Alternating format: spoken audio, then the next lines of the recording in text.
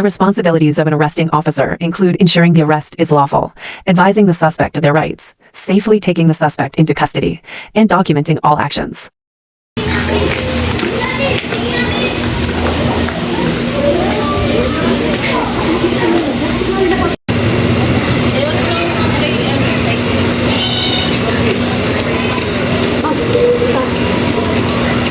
Excuse me, kilala niyo po ba to?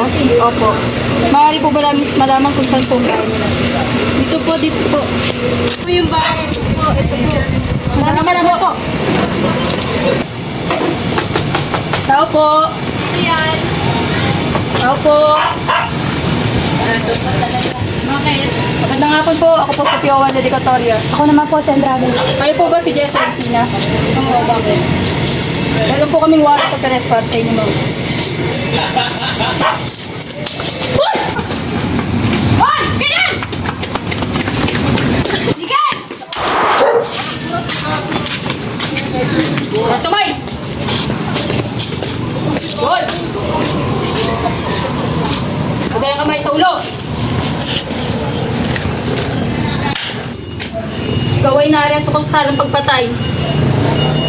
Ikaw ay may karapatang manahimik at magpasiwalang tibo. Ano man ang iyong sasabihin ay maaaring gamitin sa iyo laban sa anumang hukuman. Ikaw ay may karapatang kumuha ng abogado at kung hindi mo kakayanin, ikaw ay bibigyan ng pamahalaan. Naiintindihan mo ba ang iyong karapatan?